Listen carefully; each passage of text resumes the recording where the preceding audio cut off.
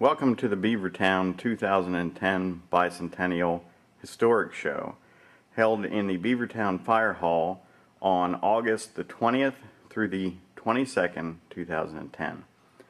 Let's go take a look around at some of the objects that we have on display here for this show. We'll start out here in what we call the rarest and most valuable item theme area. We have a few really nice donations here put on display by a man by the name of John Vidash.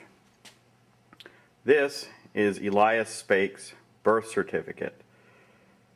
Elias was a gunsmith here in Beavertown and the brother of Moses. A very nice piece there.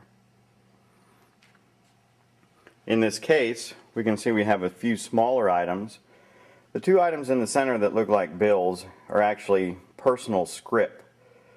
These were sort of like modern day checks that people would write out for a certain value. You can see there's a 10-cent and a 25-cent scrip. Both of these were issued from Beavertown by a man of the name Henry Hauser. The 10-cent scrip was actually cashed by Moses Spake, and you can see his signature on the scrip. In the top left corner is a medal from the Order of the Macachis, which used to have a branch here in Beavertown. At the bottom here is Marley Ettinger's badge that he wore when he was the policeman in Beavertown. And over here to the side we have some milk tokens that were used to redeem your value of the milk bottle.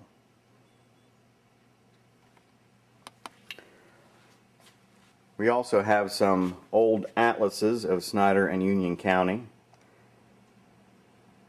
This one in the back is the original from the 1800s, and the one in the front is a reproduction of that very same book printed in 1975.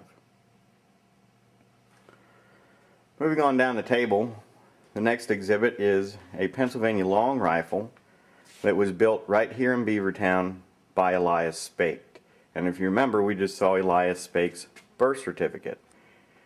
It's really kind of interesting that we could have both of these objects beside each other.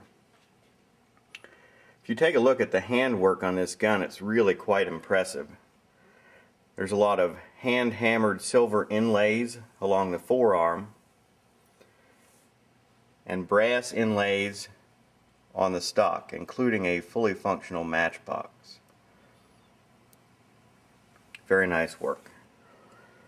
Along with this gun come all the accoutrements that are required to shoot it. A pot full of lead with the ladle, the bullet mold, and a display of some handmade bullets that would be shot out of this gun. This is a .32 caliber rifle.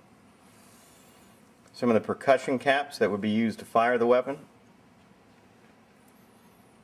and a powder measure, an extractor,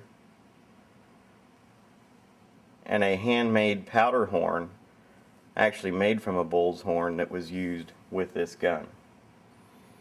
This gun was made approximately 1850. Next in line we have a very nice Indian artifact collection brought in by Richard Ettinger.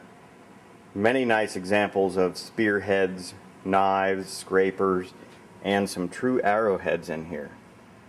Many of these were found near Beavertown along the Middle Creek and out at Royers Bridge. Nice collection.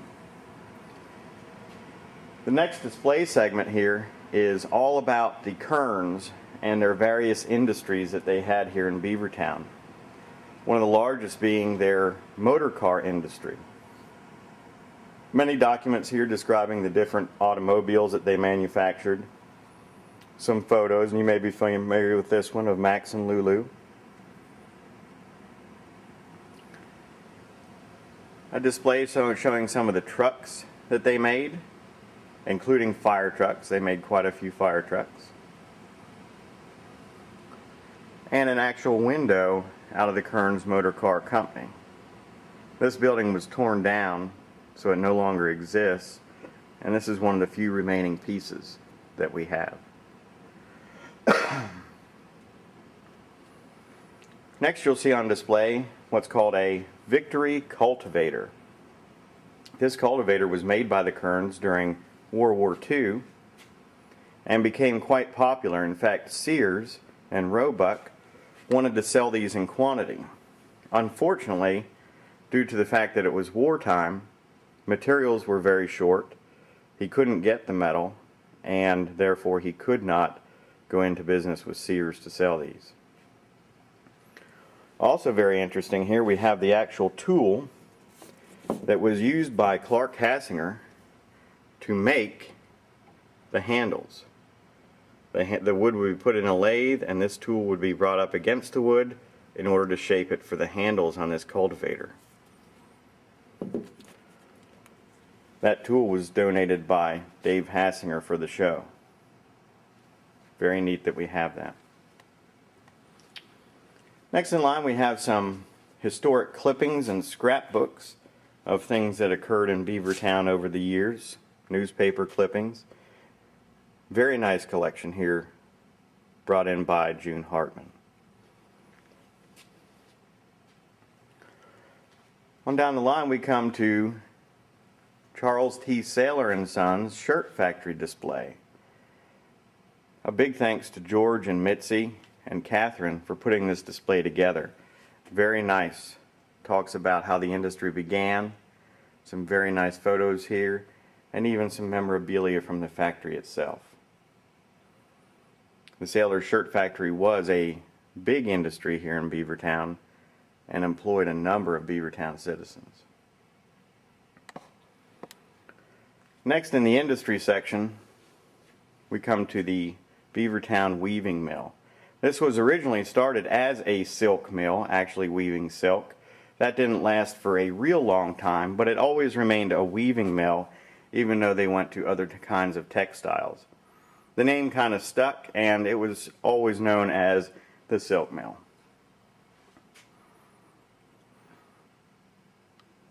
Here you can see Dr. John Harriet Boyd's shingle, brought in by Elton Walter. It's very nice that this has survived the years. Here's a clay pipe and a chisel that were found south of Beavertown near an iron ore mine pit. These were donated by Martha Aumiller for the show, and very rare finds. Iron ore mining and smelting used to be a fairly big industry here in central Pennsylvania. You can see we also have a nice collection of milk bottles and soft drink bottles from the Beavertown Bottle Works that were donated by various people, and a Benfer's Dairy Bar sign, courtesy of Pat Benfer. Charles Stuff Spade, one of the former mayors of Beavertown, was a distributor for VC Fertilizer, and here's the sign and the stamp that he used for that business, courtesy of Cinda Ia and her family. This bucket was made by the Koch brothers in Beavertown. They were two German brothers who came here and set up an aluminum smelter, and they made aluminum items. They made things like buckets, skillets, pans, butchering kettles, household implements. Eventually they moved their business to Pittsburgh, where it grew and was later merged into Alcoa, which is one of the largest aluminum manufacturers in the world. This is an interesting piece here. This sign, wishing patrons well, was from Bailey's Restaurant here in town, and it used to hang above the soda bar. Here we have some bricks. The two in the back were actually made at the Beavertown brick plant, and the two in the front were made in the 1970s from molds that came from the Beavertown brick plant. And you can see the front one is actually a 1976 Bicentennial commemorative brick. In the back we have a sign from the Beavertown Mutual Fire Insurance Company. It was a moderately successful insurance company here in Beavertown. In the front here we have a pepper barrel and a mustard box donated by LaRue Thoman. These were both in Lepley's store here in town.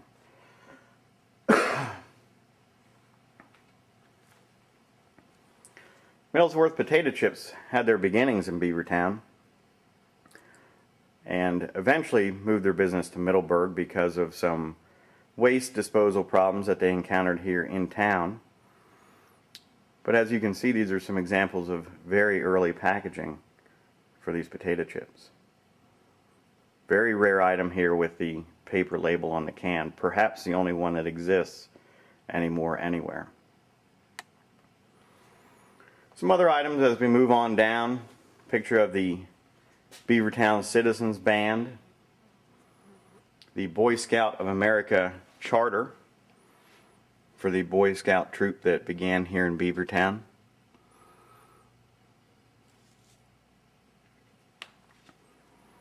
Some trophies for the Beavertown baseball team and the Little League team. A painting of the former principal of Beaver Vocational High School, Marlon Shear.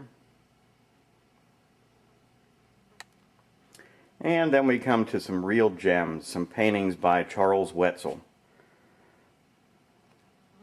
Nice turkey wildlife painting. Elmer Fall. And a scene, a fanciful scene really, of Market Street in Beavertown. We have some other documents here too. A photo of Elmer Fall. We have Elmer's cane.